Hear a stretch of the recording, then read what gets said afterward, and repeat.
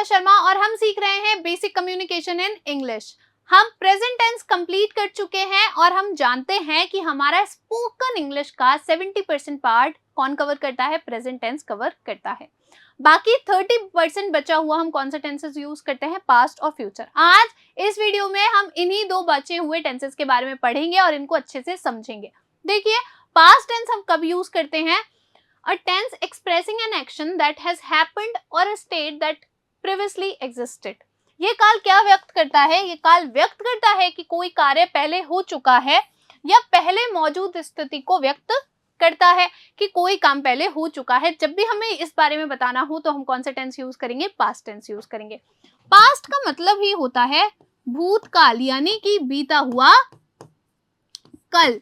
तो मान लीजिए कोई भी कार्य जो आपने पहले किया है, अगर आपको उसके बारे में बात करनी है तो आप कौन सा टेंस यूज करेंगे? पास्ट टेंस यूज करेंगे। इसके भी प्रेजेंट की तरह ही आगे और 4 पार्ट्स होते हैं। कौन से? Past simple, past continuous, past perfect और पास्ट परफेक्ट कॉन्टिन्यूअस। सबसे पहले सीखते हैं पास्ट सिंपल के बारे में। देखिए, जब आप हिंदी अनुवाद करते हैं अपने वाक्यों का, तो अगर उनके अंत में ता, था, ती, थी, ते, थे या था, थी, थे ऐसे शब्द आए तो आप समझ लीजिए कि ये कौन सा टेंस होने वाला है, ये पास्ट सिंपल टेंस होने वाला है। इसका जो फॉर्मूला है, स्ट्रक्चर है, वो क्या रहेगा? सबसे पहले सब्जेक्ट आएगा यानी कि कर्ता, उसके बाद में वर्ब की सेकंड फॉर्म आएगी। कौन सी फॉर्म आएगी? सेकंड फॉर्म आएगी। उसके बाद में ऑब्जेक्ट आएगा। कुछ उदाहरण देखते हैं। देखिए, she wrote a letter yesterday. उसने कल एक लेटर लिखा था। उसने कल एक लेटर लिखा था। तो शी हमारा क्या हो गया? सब्जेक्ट हो गया।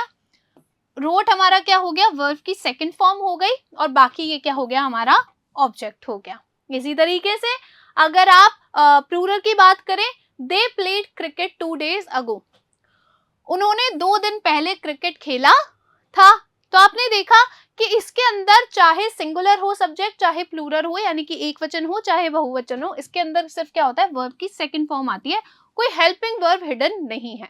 ठीक है, आगे चलते हैं। इसमें आगे हम और क्या देखेंगे कि अलग अलग प्रकार के जो सेंटेंसेस होते हैं, वाक्य होते हैं, उसके अंदर इस टेंस का कैसे यूज होता है। देखिए, अगर हम नेगेटिव की बात करें यानी कि नकारात्मक में, तो इसका स्ट्रक्चर क्या रहेगा? सबसे पहले सब्जेक्ट आएगा, फिर डिड और नॉट आएगा, फिर वर्ब की फर्स्ट फॉर्म आएगी, ऑब्जेक्ट आएगा। जैसे कि उदाहरण, she didn't write a letter. उसने एक लेटर नहीं लिखा था। उसने एक लेटर, एक पत्र नहीं लिखा था। ध्यान रखिए, डिड नॉट को जब आप डिडंट पढ़ते हैं तो उससे क्या होता है? आपकी स्पोकन इंग्लिश अच्छी होती है। क्यों?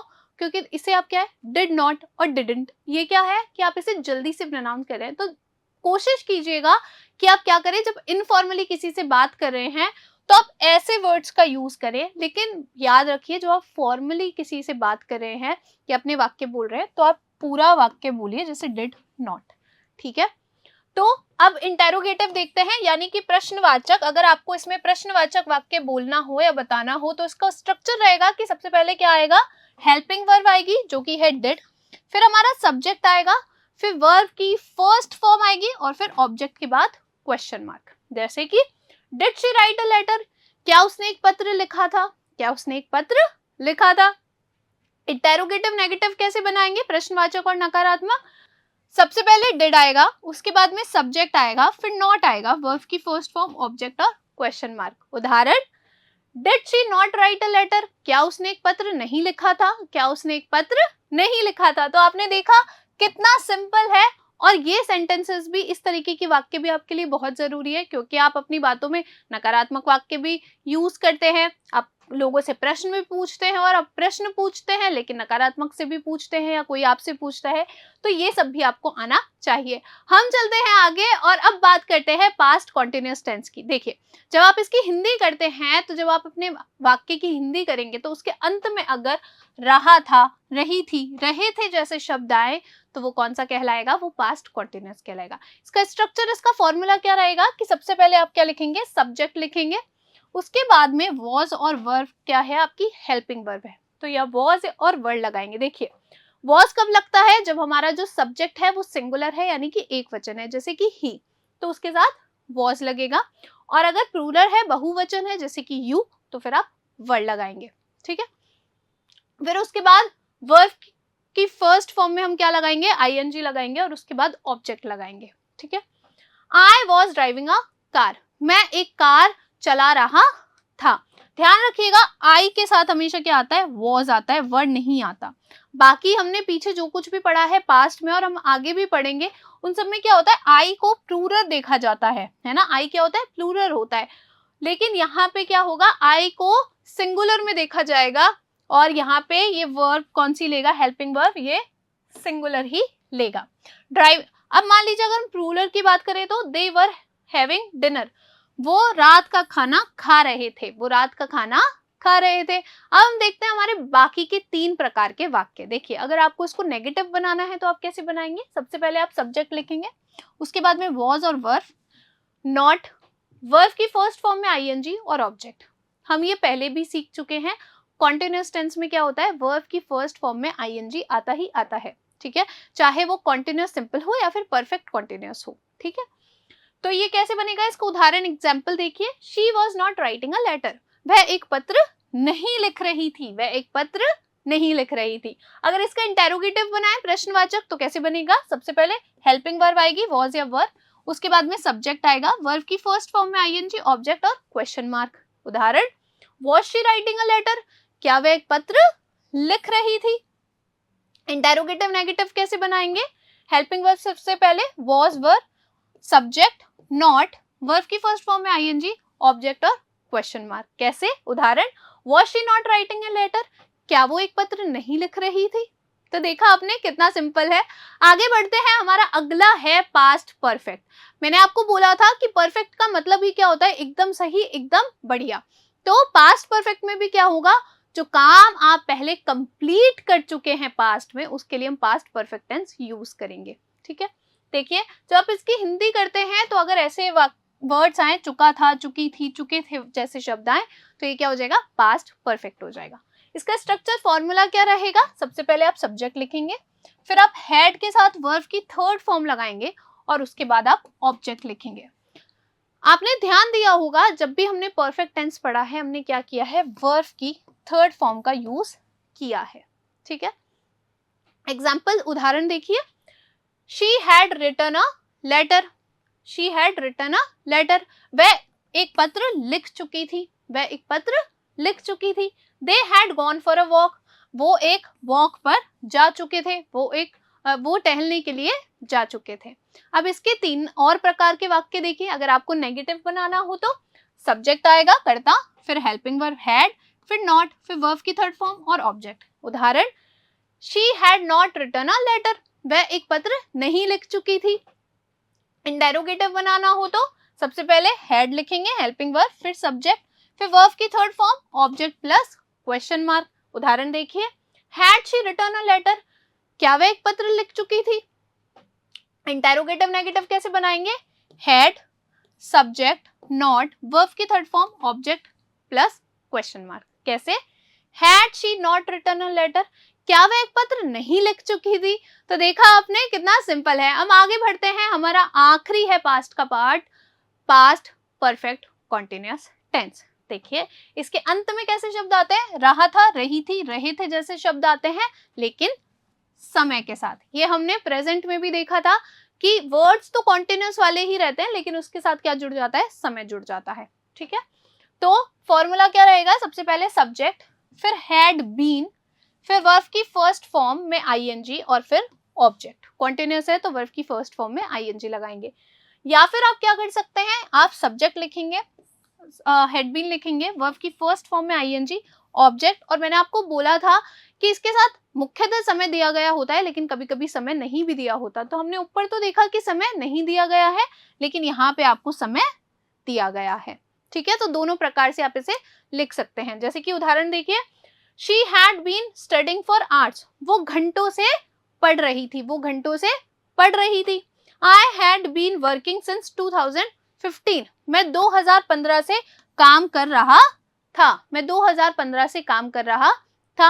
अगर मैं यहाँ पे समय नहीं लिखूं तो भी गलत नहीं होगा। मैंने आपको बोला था, जैसे मैंने आपको बोला था कि अगर मैं पढ़ा रही हूँ तो मैंने उसके अंदर समय नहीं लिखा था। क्यों?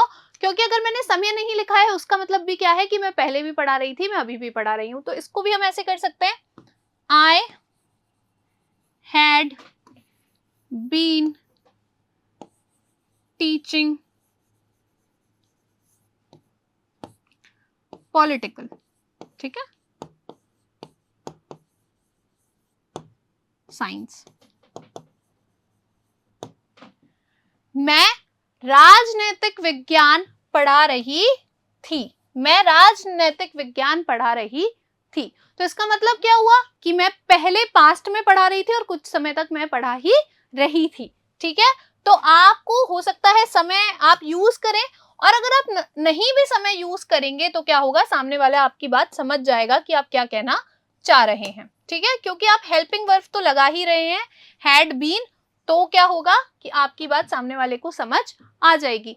तो जरूरी नहीं है कि आप क्या करें, आप समय लगाएं, और जरूरी नहीं है कि सामने वाला भी जब आपसे बात कराए तो वो समय का यूज करे। अब इसके 3 और प्रकार के वाक्य हैं। देखिए, अगर आपको नेगेटिव नकारात्मक बनाना हो तो आप कैसे बनाएंगे, सब्जेक्ट आएगा, हैड नॉट बीन आएगा, वर्ब की फर्स्ट फॉर्म में आईएनजी और ऑब्जेक्ट लिखेंगे। क्या करेंगे, सब्जेक्ट लिखेंगे, नॉट बीन लिखेंगे, वर्ब की फर्स्ट फॉर्म में आईएनजी प्लस ऑब्जेक्ट। उदाहरण देखिए, she had not been writing a letter.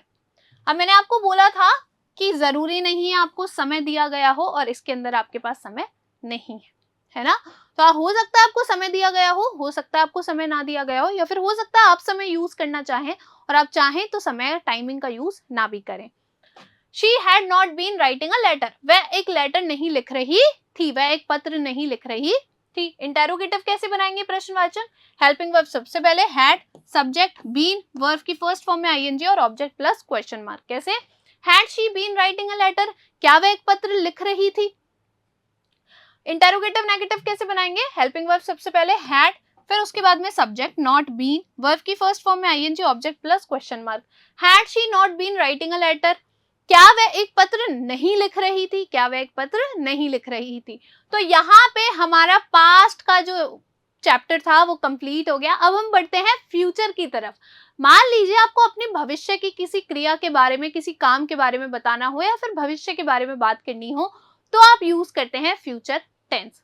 देखिए, a tense expressing an action that has not yet happened or a state that does not yet exist.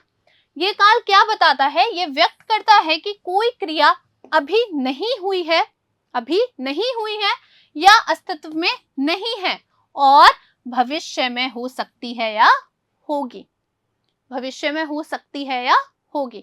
तब आप किसका use करते हैं, तब आप फ्यूचर टेंस का यूज करते हैं।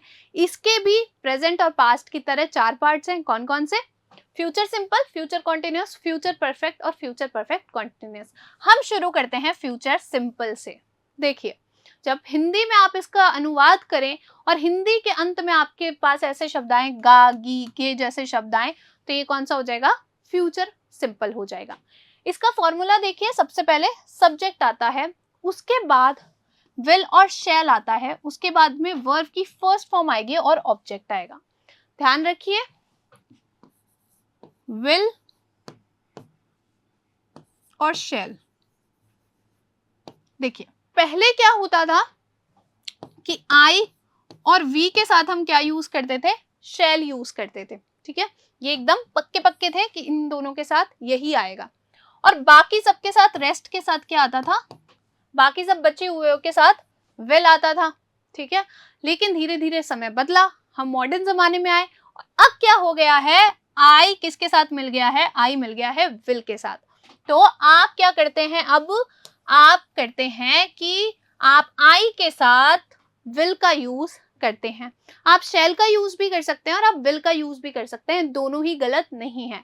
औपचारिक रूप से भी और अनौपचारिक रूप से भी किसी भी तरीके से आप आई के साथ विल लगा सकते हैं। तो ध्यान रखिएगा कि आई किसके साथ आ सकता है, विल शैल दोनों के साथ आ सकता है, और वी के साथ सिर्फ क्या आएगा, शैल आएगा, और बाकी जितने भी बचे हुए आपके नाउन, प्रोनाउन, सब्जेक्ट हैं, उन सबके साथ क्या आएगा, विल आएगा। ठीक है, वर्ब की फर्स्ट फॉर्म आएगी और ऑब्जेक्ट आएगा। उदाहरण देखिए, I will go to the park, मैं पार्क में जाऊंगा, मैं पार्क में जाऊंगा। I shall go to the park, मैं पार्क में जाऊंगा।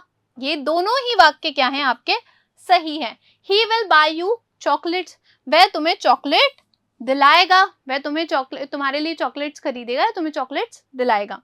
दे विल कम होम, वह घर आएंगे, वह घर आएंगे।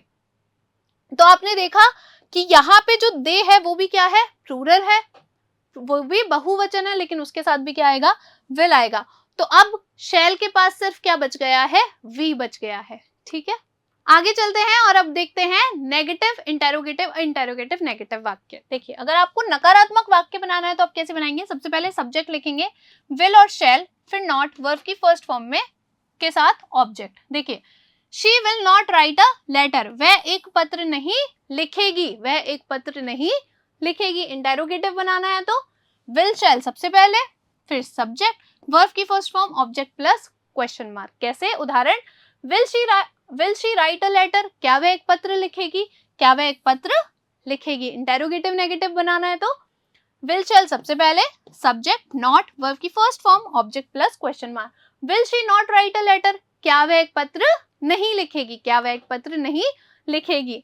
यहाँ पे हमारा फ्यूचर सिंपल कंप्लीट हो गया। अब बढ़ते हैं फ्यूचर कॉन्टिन्यूअस टेंस की तरफ। ध्यान रखिएगा, कॉन्टिन्यूअस में क्या होता है, वर्ब की फर्स्ट फॉर्म में आईएनजी जाता है। जब आप हिंदी में बात कर रहे हैं फ्यूचर टेंस के अंदर, तो उसके अंत में कैसे शब्द आता है, रहा होगा, रही होगी, रहे होंगे, यानी कि उस समय वो क्या कर रहा होगा। इसके बारे में हम किस में बात करते हैं, फ्यूचर कॉन्टिन्यूअस में बात करते हैं। देखिए, स्ट्रक्चर फॉर्मूला क्या रहेगा, सबसे पहले सब्जेक्ट विल शैल, फिर बी लगा देंगे, वर्ब की फर्स्ट फॉर्म में आईएनजी और ऑब्जेक्ट। ठीक है, उदाहरण, he will be writing a letter, वह एक पत्र लिख रहा होगा, वह एक पत्र लिख रहा होगा, यानी कि अभी उसने नहीं लिखा है, पहले उसने नहीं लिखा है, लेकिन वो फ्यूचर में लिखेगा। They will be going on a vacation, वह एक वेकेशन पे जा रहे होंगे, वह एक वेकेशन पे छुट्टियां मनाने के लिए जा रहे होंगे। आगे तीन और प्रकार के वाक्य देखते हैं। देखिए, अगर आपको नकारात्मक वाक्य बनाना है तो कैसे बोलेंगे आप, सबसे पहले subject will shall, not, be, verb की फर्स्ट फॉर्म में आईएनजी और ऑब्जेक्ट, वर्ब की फर्स्ट फॉर्म में आईएनजी और ऑब्जेक्ट। उदाहरण, she will not be writing a letter, वह एक पत्र नहीं लिख रही होगी, वह एक पत्र नहीं लिख रही होगी। विल अगर आपको इंटेरोगेटिव बनाना है तो will shall, subject be, verb की फर्स्ट फॉर्म में आईएनजी और ऑब्जेक्ट प्लस क्वेश्चन मार्क। उदाहरण, will she be writing a letter, क्या वह एक पत्र लिख रही होगी। इंटेरोगेटिव नेगेटिव बनाना है तो will shall, subject, not, be, verb की फर्स्ट फॉर्म में आईएनजी, ऑब्जेक्ट और क्वेश्चन मार्क। कैसे, will she not be writing a letter, क्या वह एक पत्र नहीं लिख रही होगी, क्या वह एक पत्र नहीं लिख रही होगी। तो यहाँ पे हमारा फ्यूचर कॉन्टिन्यूअस टेंस कंप्लीट हो गया। अब हम चलते हैं परफेक्ट की तरफ। देखिए, अगर आप हिंदी में अंत करें अपने वाक्यों का तो कैसे वर्ड आएंगे, चुका होगा, चुकी होगी, चुके होंगे जैसे शब्द आएंगे। मैंने आपको परफेक्ट के लिए बताया कि क्या है, कोई काम पूरा हो चुका है तब हम परफेक्ट का यूज करते हैं। यहाँ पे परफेक्ट का यूज किस सेंस में हो रहा है कि किस समय तक, आगे फ्यूचर में उस समय तक वो काम कंप्लीट कर लेगा। क्या कर लेगा, आगे फ्यूचर में कोई काम जब कंप्लीटेड होगा, यानी कि किस समय तक फ्यूचर में कोई काम कंप्लीट हो जाएगा, तब आप किसका यूज करेंगे, परफेक्ट टेंस का यूज करेंगे, फ्यूचर परफेक्ट टेंस का यूज करेंगे। इसका फॉर्मूला क्या है, देखिए, सबसे पहले आपके पास है सब्जेक्ट, उसके बाद में विल शैल, उसके बाद में हैव, वर्ब की थर्ड फॉर्म और ऑब्जेक्ट। एग्जाम्पल्स, उदाहरण देखिए, दे will have gone on a vacation, वह एक वेकेशन पे जा चुके होंगे, वह एक वेकेशन पे जा चुके होंगे। He will have written a letter, वह एक पत्र लिख चुका होगा, वह एक पत्र लिख चुका होगा। तो फ्यूचर में क्या होगा कि पत्र लिखने का काम समय से पूरा हो चुका होगा। आगे चलते हैं और तीन प्रकार के वाक्य। नेगेटिव बनाना है तो subject will shall, not, have, verb की थर्ड फॉर्म, ऑब्जेक्ट। देखिए example, she will not have written a letter, वह एक पत्र नहीं लिख चुकी होगी, वह एक पत्र नहीं लिख चुकी होगी। इंटेरोगेटिव प्रश्नवाचक बनाना है तो will shall, subject, have, verb की third form, object plus question mark. उदाहरण, will she have written a letter, क्या वह एक पत्र लिख चुकी होगी, क्या वह एक पत्र लिख चुकी होगी। इंटेरोगेटिव नेगेटिव बनाना है तो विल शैल, हेल्पिंग वर्ब सबसे पहले, सब्जेक्ट कर्ता, नॉट, हैव, वर्ब की third form, object plus question mark. उदाहरण, will she not have return a letter, will she not have written a letter, क्या वह एक पत्र नहीं लिख चुकी होगी, क्या वह एक पत्र नहीं लिख चुकी होगी।